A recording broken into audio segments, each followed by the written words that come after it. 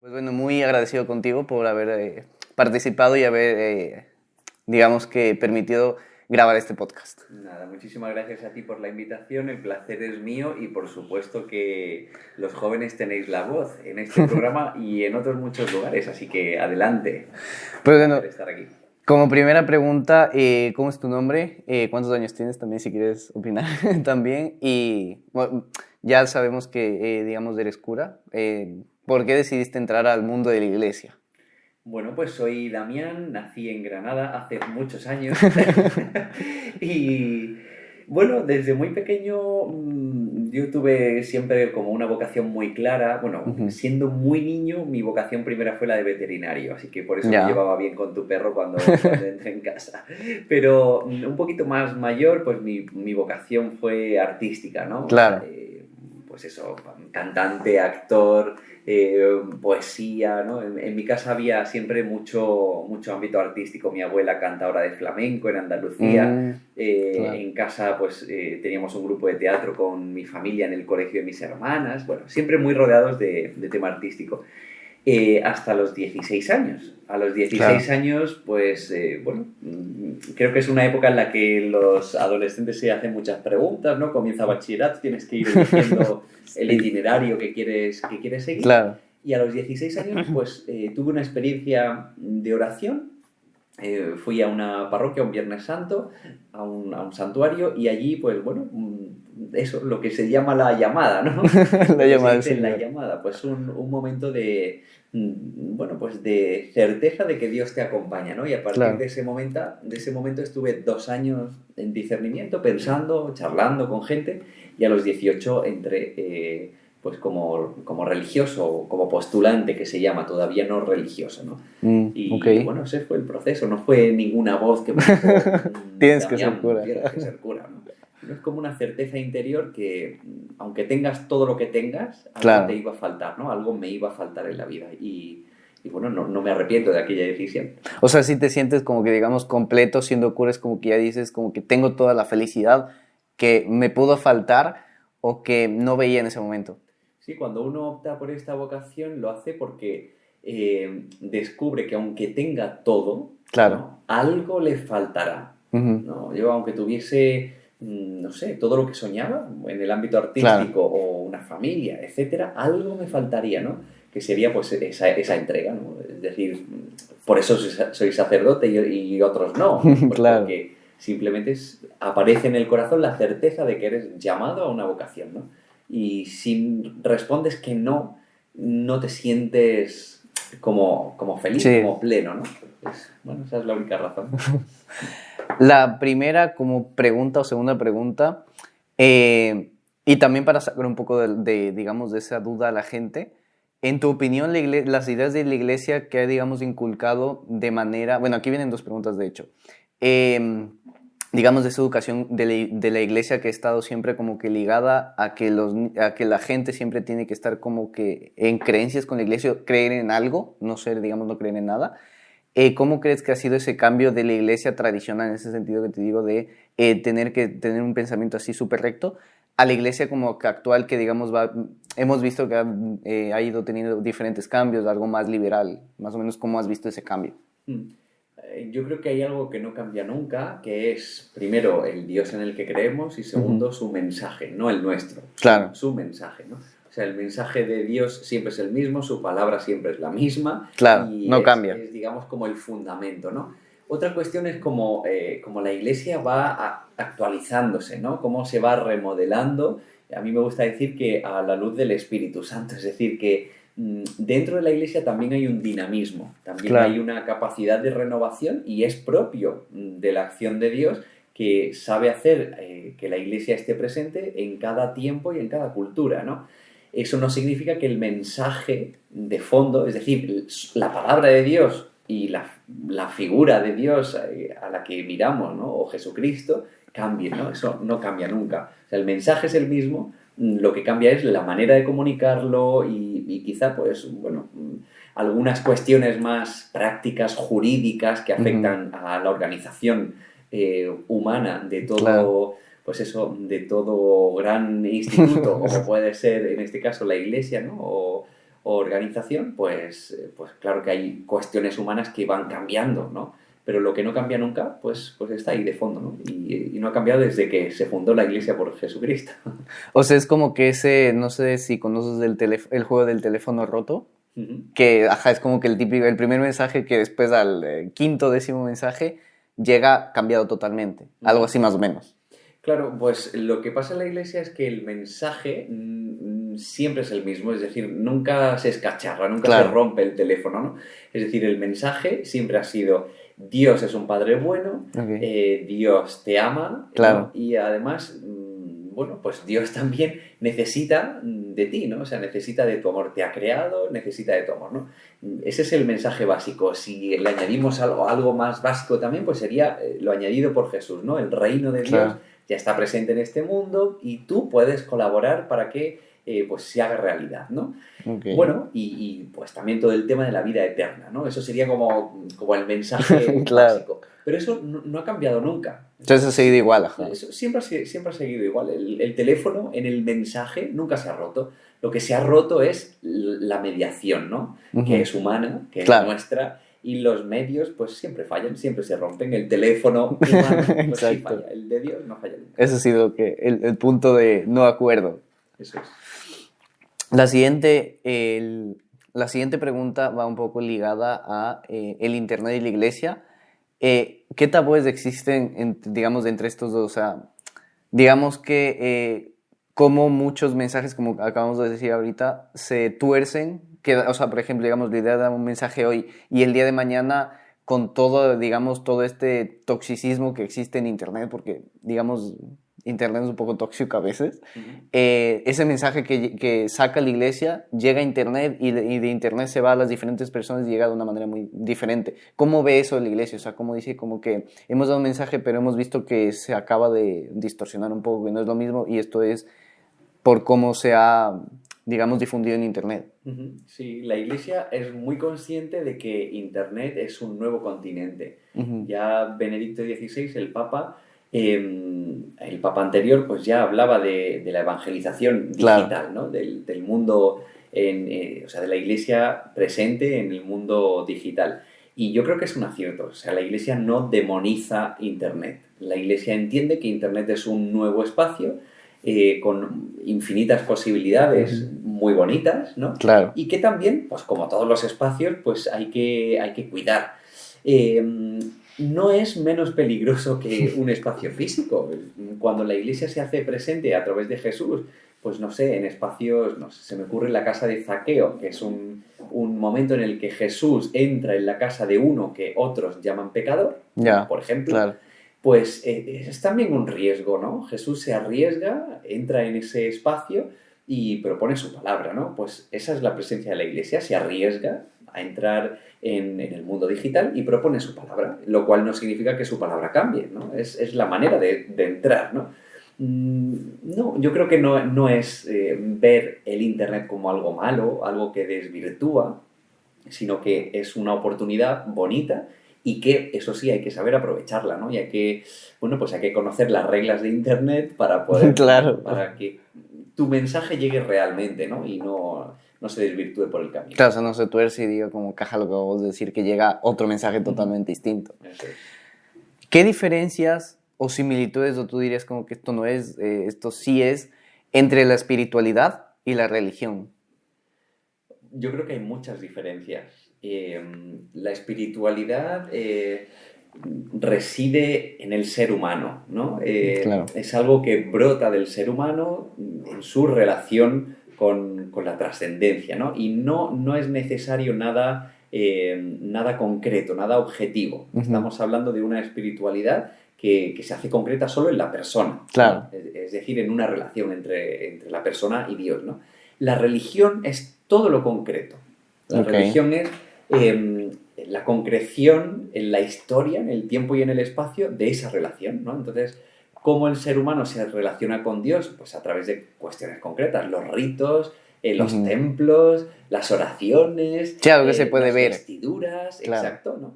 Todo eso es lo que conforma la religión, ¿no? La concreción en la historia de la relación entre el ser humano y Dios. O sea, la espiritualidad podríamos decir que es como un dogma de fe. Yo creo que podríamos decir que la espiritualidad es lo invisible y la religión es lo visible, ¿no? Como la atracción, por Sí. ejemplo. O sea, imagínate una relación, ¿no? Vale. Entre el ser humano y Dios. Ok. Lo que se ve es la religión, lo que Ok. no se ve es la espiritualidad Vale. Ahí sí ya... de esa relación. Claro, ajá. Es como que esa conexión que sientes entre tú y, digamos, Jesucristo. Claro, la espiritualidad pues no deja de ser parte del ser humano, pero Claro. de ese ser humano interior, ¿no? Invisible. ¿Qué significa para ti la religión católica y la iglesia? Para mí la religión católica significa el servicio absoluto, es decir, comprender que mi vida no tiene sentido si no sirvo, ¿no? No he venido para servir, no he venido para ser servido, dice Jesús, perdón, sino para servir y hasta dar la vida. Claro. Para mí eso es la religión católica, es servir hasta dar la vida, ¿no? Que es lo que hace Jesús. Ese dar la vida, pues se puede interpretar de muchas maneras, ¿no? Jesús Claro. lo hizo dando la vida en la cruz y pues muchas personas, la mayoría de las veces, pues dan su vida de manera cotidiana, ¿no? Pero Claro. sí es un dar la vida por los otros, ¿no? Y yo creo que ahí se juega todo, en definitiva en el amor. Amar a los demás como a nosotros mismos, ¿no? Ahí se juega el centro de nuestra religión. Digamos, justo eso que acabas de decir de este amor entre, digamos, como bien lo dice la iglesia, ese somos hermanos, ese querernos, digamos, todos sin tener en cuenta de dónde soy, la nacionalidad de XY. ¿Por qué crees que existe el bien y mal entre las personas? O sea, ¿por qué crees que existe, mejor dicho, que hay personas que son malas o que tienen malos comportamientos en su día a día y gente que es como decir santos, por llamarlos así? Yo no creo que el bien o el mal defina al ser humano. Es decir, no creo que el ser humano sea malo. Yo creo que el ser humano es bueno por naturaleza. Cuestión diferente es que gestione su libertad hacia el mal, ¿no? El ser humano es bueno, Dios así lo ha soñado y eso es lo que yo creo y lo que aparece en su palabra, ¿no? Dios creó al ser humano y lo vio muy bueno. Pero su libertad no siempre la gestiona para el bien. Claro, exacto. Dios soñaba que todos nosotros gestionásemos la libertad para el bien, pero no siempre ha sido así. De hecho, desde el inicio del ser humano no ha sido así, ¿no?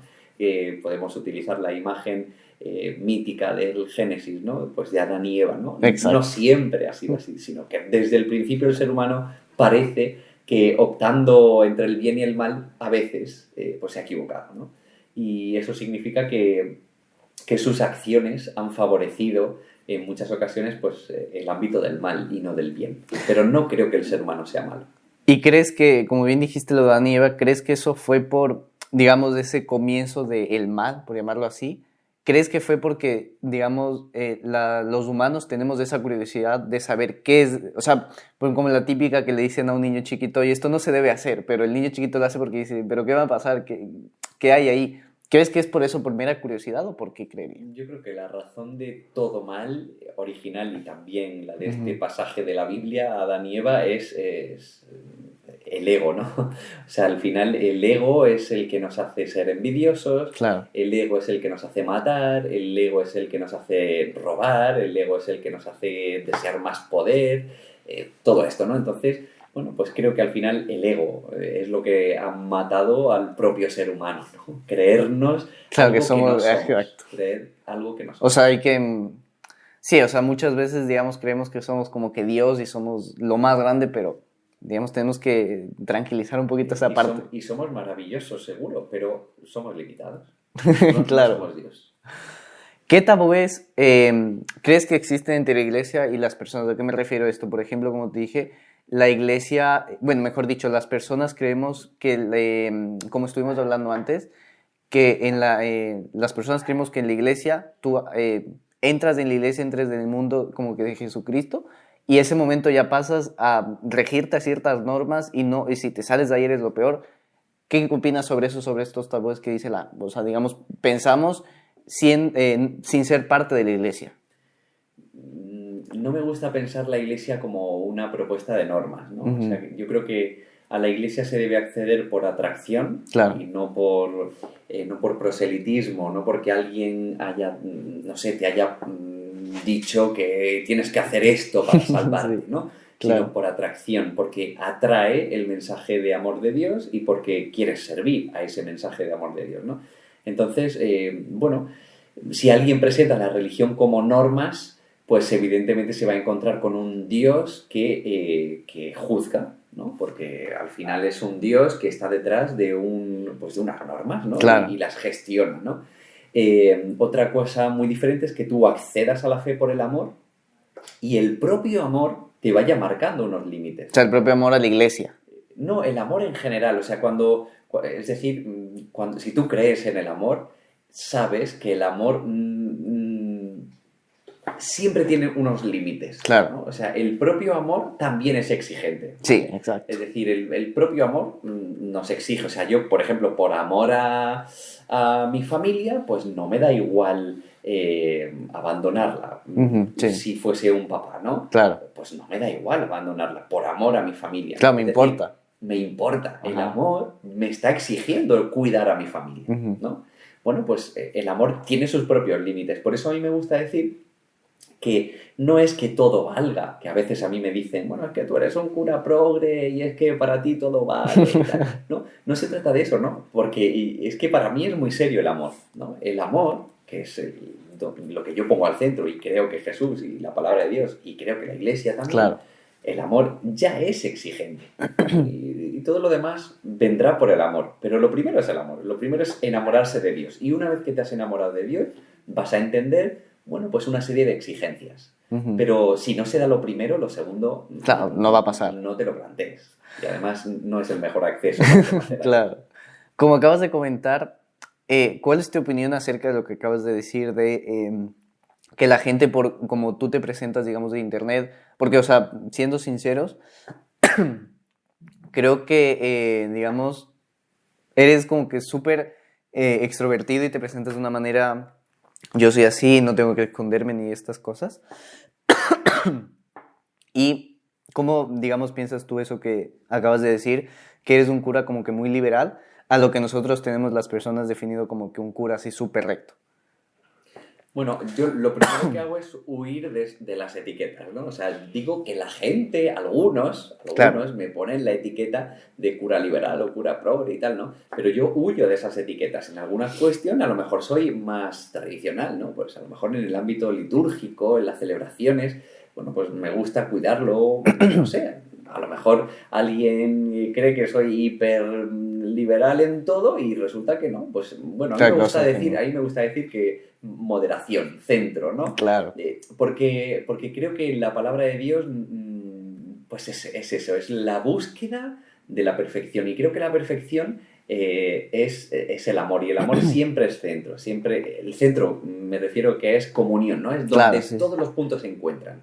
Donde todos los puntos se encuentran. O sea, donde hay esa, como digamos, entre mentes distintas, ese acuerdo de decir como que, ok, aquí tenemos nuestras similitudes. Eso es, sabiendo que a veces el Evangelio exige radicalidad, que esto no es lo mismo que radicalismo, ¿no? El Evangelio exige radicalidad, por ejemplo, en el amor, ¿no? Pues claro, ahí no hay blanco o negro, no, ahí es el amor.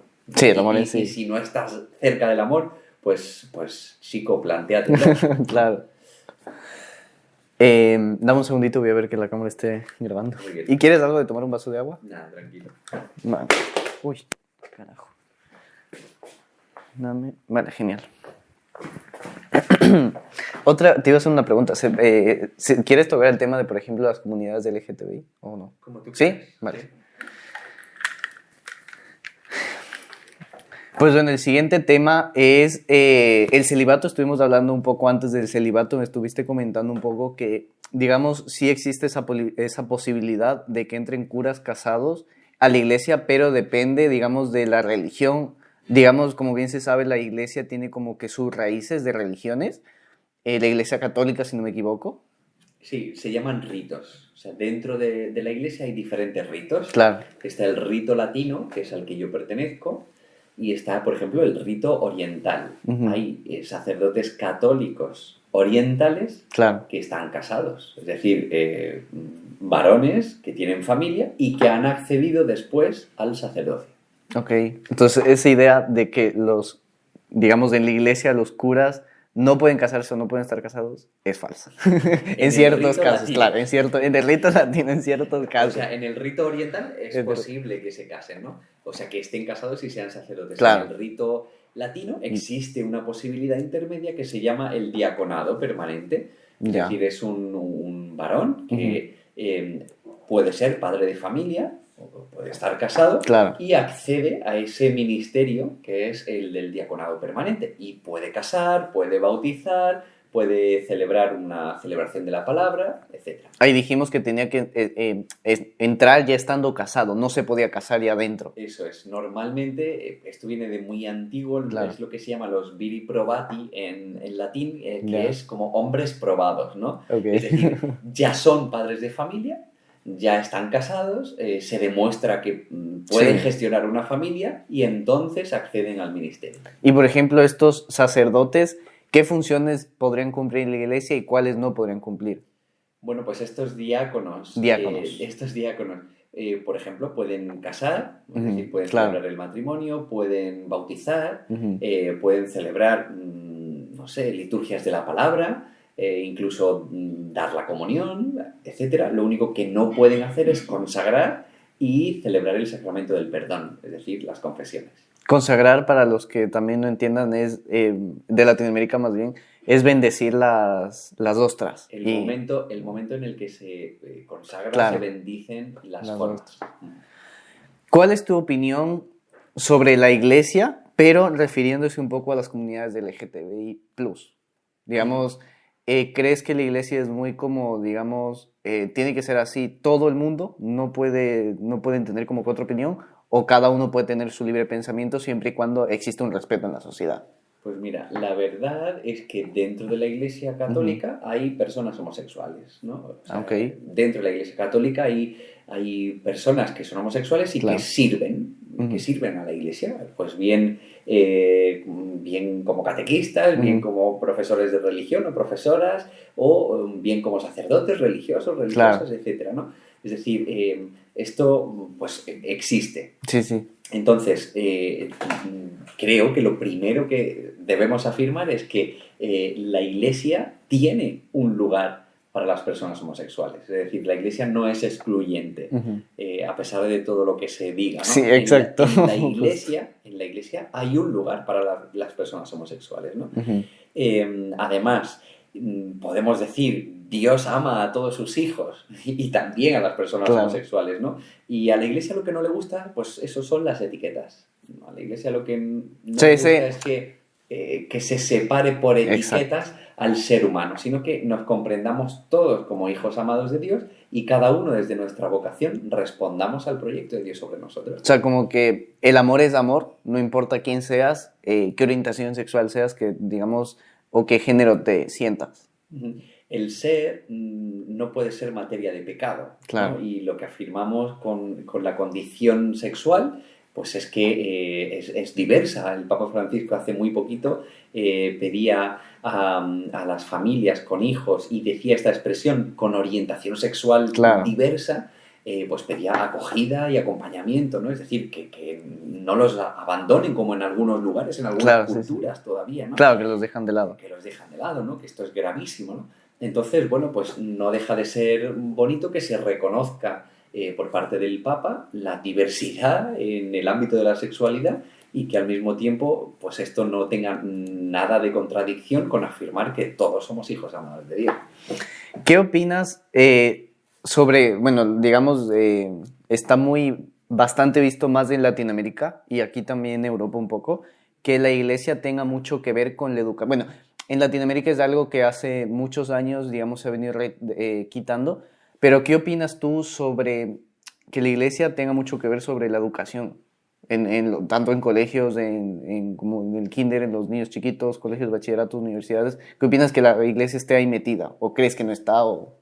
Yo no conozco la realidad en otros continentes o en otros países, pero sí en España, y yo creo que sin duda, aunque igual hay alguien que no lo entiende así, pero creo sin duda que hay mucho que agradecerle a la Iglesia en el ámbito de la educación. Es decir, ha forjado toda una cultura Por supuesto que hay aspectos negativos, páginas negras dentro de la educación de la Iglesia, ¿no? Pero o sea, es inmensa y yo creo que no se puede contar vamos, Claro. Claro, con números, ajá, con sí. números todo el bien que ha hecho la Iglesia Ujú. a través de la educación, ¿no? Y a cuántas personas a lo largo de siglos y siglos ha formado y en muchas ocasiones a las que nadie quería formar. Como por ejemplo en... Pues en muchas ocasiones la Iglesia ha iniciado con escuelas de gente totalmente abandonada por las instituciones públicas que no Claro. quería formar y bueno, luego esas personas han progresado o han mejorado los barrios, etcétera, y ahora resulta que se sitúan algunos colegios religiosos en zonas buenas, por ejemplo, pero no se recuerda su pasado, ¿no? El pasado fue Claro. que comenzaron pues en lugares muy pobres, muy abandonados y bueno, pues allí ofrecieron también su palabra, ¿no? Y siempre formando a la persona integral, no solo en conocimientos, sino... O sea, sino formando como que en un como pack completo. Eso es, sí, es que la persona no es solo cerebro, ¿no? La persona también es corazón, también es, bueno, es relación, ¿no?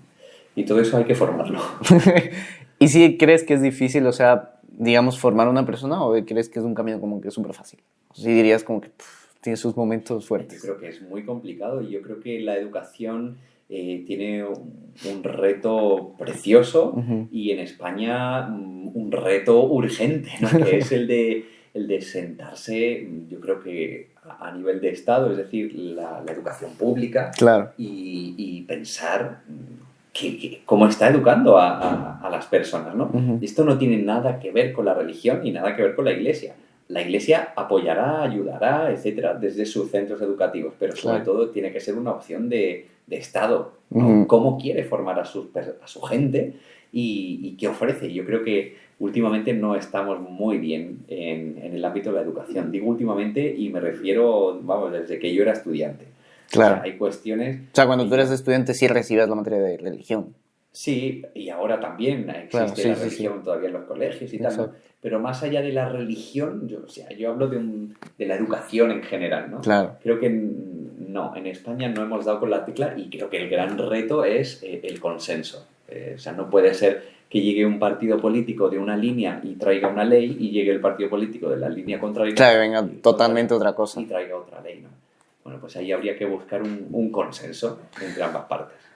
Creería, o sea, mejor dicho, ¿crees que está bien que digamos, en el colegio, una materia como obligatoria sea religión? O mejor, y también, viene otra pregunta detrás de esto, que las personas tengan que estudiar sí o sí religión en el colegio y que, digamos que de cierta manera, como pensamos como personas, aparte como ustedes en el mundo, digamos, de la iglesia, por llamarlo así, que estemos como que de cierta manera nos estén inculcando ser católicos y no escoger nuestra propia religión, o crees que no es así, que cada uno escoge su religión a medida que crece?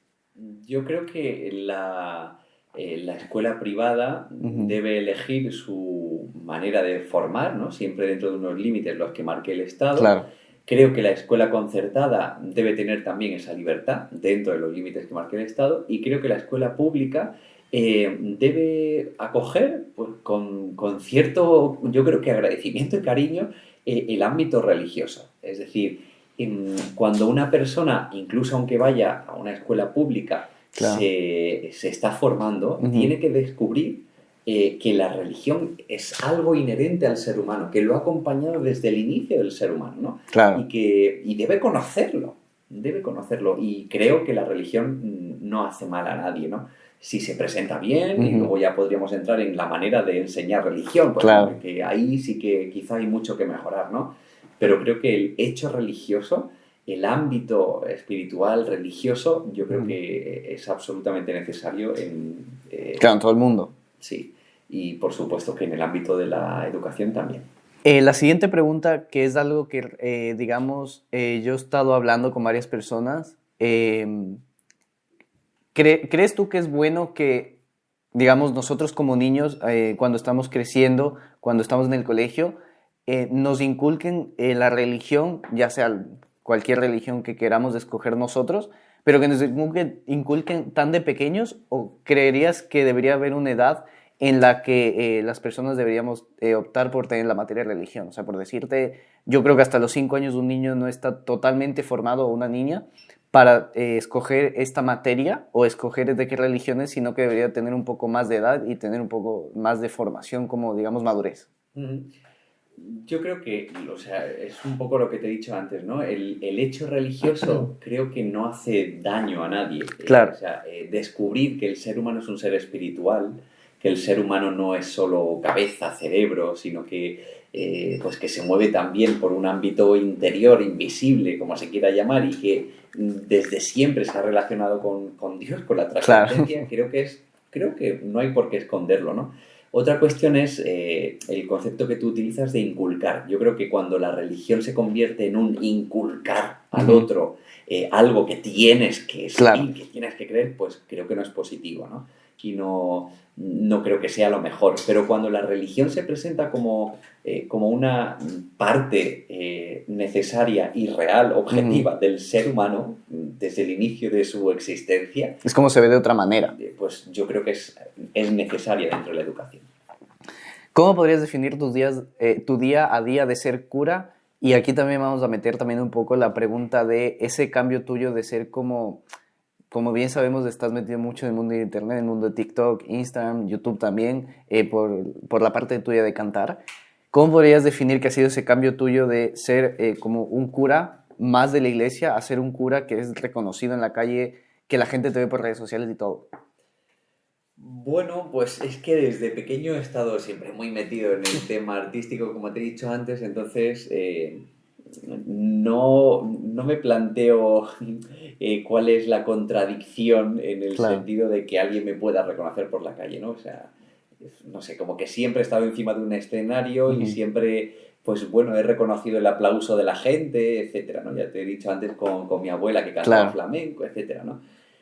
Ahora que me toca, pues me toca articular las dos vocaciones, la vocación religiosa y la vocación artística, y bueno, pues ir midiendo Claro. las puertas y las partes, ¿no? Teniendo siempre claros los objetivos y claros, pues bueno, pues la prioridad de mi misión y de mi vocación religiosa, ¿no?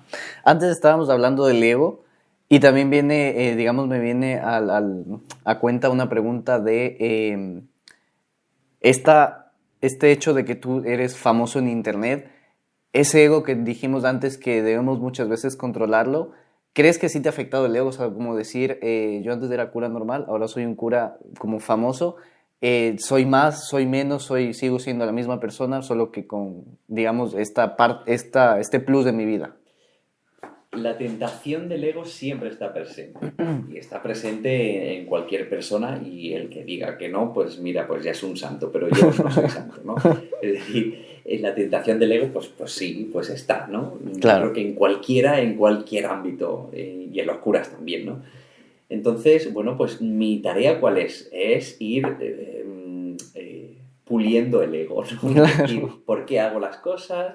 ¿Cuál es la motivación de fondo? No lo sé, o sea, creo realmente que he crecido en ese ámbito o en ese sentido de la madurez del ego, ¿no? Pues poco a poco a lo largo de mi vida, ¿no? Y también equivocándome y también con Claro. épocas en las que quizás sí que me he buscado más a mí mismo, pero luego en épocas en las que he intentado que mi presencia sea más servicio, ¿no? Bueno, pues esa es la tensión del ser humano, yo creo que durante toda su vida. ¿Cómo, digamos, sí te ha llegado alguna vez hate en redes sociales? O sea, decir como que este cura es de esto, que es lo otro, pero por otra parte obviamente recibes mucho apoyo de la gente. Como te digo, se nota que eres una persona como que alegre, que, digamos, de cierta manera llega a las personas de una forma súper chévere, súper alegre y todo. ¿Cómo has controlado ese hate? ¿O si te ha caído hate? Sí que ha llegado. O sea, una persona creo que va paralelo. O sea, Ujú. según vas creciendo en ser conocido, Claro. así va creciendo el hate, ¿no? O sea, es algo que no se puede evitar. Claro. No puedes ser conocido y no tener hate. O sea, a medida que vas creciendo en popularidad, O sea, va a estar ahí. también va creciendo el número de personas que no están de acuerdo con lo que dices, que no les gusta lo que dices o que directamente odian lo que dices, Claro. ¿no? pues eso es que siempre va a estar ahí. Entonces hay que plantarse en el mundo de Internet con esta conciencia. Pues diga lo que diga, hay alguien a quien no le va a gustar. Siempre, ¿no? Entonces, bueno, pues ya lo asumes, te lo metes en el bolsillo Y ya está. y ya está. Y esa gente, por ejemplo, ahora, hoy en día hay muchos jóvenes que ahora bien, yo creo que esto también toca, apartando este tema, creo que toca un poco más del lado espiritual de las personas, de que se sienten muchas veces en un vacío, que siempre como que suelen publicar en redes como que no, esto es lo peor, ya no quiero vivir, como que cosas así. Entonces yo creo que es como que no se sienten del todo completos y no sienten como que están en su mejor momento. ¿Cómo pensarías que la espiritualidad puede llegar a su puerta y decirles como que, oye, mira, la vida no es solo esto, hay más camino para seguir que lo que te ha pasado hoy y hay mucho más camino por seguir adelante? Pues, ¿qué te puedo decir? Aquí la Iglesia siempre ha ofrecido una respuesta, ¿no? Y es Ujú. que el ser humano siempre está vacío, excepto cuando se llena de Dios, ¿no? Tú puedes tener todo en la vida, es un poco mi experiencia vocacional, puedes Claro, tener todo en la vida y sentirte vacío. Si el todo no es Dios, es decir, no es el amor, no has encontrado tu razón de ser, ¿no? Y al final, por eso hay tantas personas que sienten pues ese vacío, porque se claro. llenan de cosas materiales, se llenan de aspectos pasajeros, pero no de lo eterno, y lo eterno es Dios. ¿Qué significa para ti representar a la iglesia? Representar tu ser e ir por la calle y decir, y pensar tú en tu cabeza, decir como yo soy representante de Dios, yo soy representante de algo que a mí me llena de felicidad cada día que me levanto, cada día que me acuesto y digo gracias por todo lo que tengo, por quién soy y por este día que he vivido. Bueno, pues asumo con responsabilidad que soy parte de una comunidad, ¿no? Y una comunidad muy plural. Y bueno, Ujú. pues dentro de la comunidad que es la iglesia, yo pues intento presentarme con total normalidad como Claro, la persona que soy, igual que otros se pueden presentar también desde sus propias notas personales, ¿no? Pero sí que es una responsabilidad pues intentar hablar siempre en nombre de la comunidad y no ujú. con mis propias ideas. Y si lo hago, que también puedo hacerlo y a veces pues no puedo evitarlo, pues Claro. intentar dejar claro que es mi visión, mi opinión, ¿no? Pero no es la de pues la de la comunidad, de la iglesia, ¿no? En algún momento determinado. Pero bueno, ahí se juega también mucho siempre en cómo te presentas en los medios de comunicación. Claro, o sea, es como, digamos, cómo te presentas tú ante la gente, cómo dices quién soy y este tipo de cosas. Mm. Sí, al final es bueno, valorar mucho tu presencia, ¿no? Claro. En los medios. ¿Cómo tomó la iglesia el que tú llegues a muchas personas de esta manera un poco diferente a como las personas tenemos visto la iglesia? O sea, como te dije antes, como esa manera recta, y tú lo haces llegar de una manera más alegre, más tranquila, como que la iglesia no es esto que pensamos que es súper estricto, sino que la iglesia es algo más tranquilo, que podemos acercarnos un poco más a Dios, a la iglesia, a las creencias. O sea, ¿cómo fue para ti que la iglesia tome eso y cómo tú lo tomaste personalmente, llegar a tanta gente? Pues la verdad es que, como te he dicho antes, siempre que hagas algo, siempre va a aparecer un grupo de personas a las que no le parece bien, ¿no? Claro. Entonces, tengo que agradecer que la inmensa mayoría de personas de iglesia, pues lo valoran bien, ¿no? Ujú. Incluso, pues, mis hermanos, mis superiores, mi obispo en Madrid, ¿no? Pues valora positivamente la presencia en los medios, en las redes, y con eso me quedo. O sea que no voy a encerrarme en mi habitación a llorar porque 4 personas, aunque sean hermanos Claro. de iglesia, no, pues no entiendan esta presencia. Pues no. Y ahora la siguiente y última pregunta. Como bien sabemos, ahorita estamos en un tiempo un poco de crisis por los temas de la guerra y todo esto. Eh, También ha habido, digamos, a ver, la guerra ha estado siempre presente en el mundo. ¿Cómo tomas que en diferentes religiones la gente tenga estos pensamientos muy extremos? O sea, que diga, esta es mi religión y quien diga lo contrario, hasta luego. Yo creo que el rigorismo, el Ujú. extremismo no hacen bien en ningún aspecto al ser Claro. humano, excepto que esa radicalidad Ujú. sea para el amor, ¿no? Claro. O sea, para mí esa es la única excepción al concepto de radical. La radicalidad en el amor. Ujú. Todo lo demás, No. no, porque no hace bien al ser humano, ¿no? Ni siquiera el hecho religioso, yo no puedo Claro. ser radical en la concepción de mi religión. No, yo tengo que acoger la verdad de mi religión y la acojo. Para mí la verdad es Jesucristo, ¿no? Ujú. Pero también tengo que acoger, como dice la propia Iglesia, las semillas de verdad que Claro, hay en el resto de religiones, ¿no? Entonces, comprenderlas como hermanos, intentar descubrir qué aspectos de las otras religiones me ayudan a mí a conocer más y mejor a Dios, al Dios en claro. el que creo, sin restarle nada a la verdad profunda en la que creo y a la que he entregado mi vida, que es Jesucristo, ¿no? Si no, pues sería de otra religión. Claro, o sea, es como entregar esa parte más de amor, más que decir como esta religión es esto y no hay nada más que esto. O sea, es como decir, yo amo esta religión y quiero presentarla tal cual yo creo que es la forma correcta. Exacto, siempre como una propuesta. Yo creo, evidentemente, si no, no sería sacerdote, pues Claro. creo que el cristianismo es el mejor camino para acceder a Dios. No solo Ujú. el mejor, sino creo que es el camino para acceder a Dios, ¿no? Pero tengo que presentarlo con humildad y con apertura también a que otras personas pues hayan encontrado otros caminos. Y un último mensaje que tú quieras dar a la gente que vaya a ver esto, a tus seguidores, por ejemplo, eh, se me ocurre algo, creo que la iglesia es el mejor camino para nosotros tener esa completa felicidad. ¿Algún mensaje que tú quisieras dar a la gente en cualquier ámbito de la vida?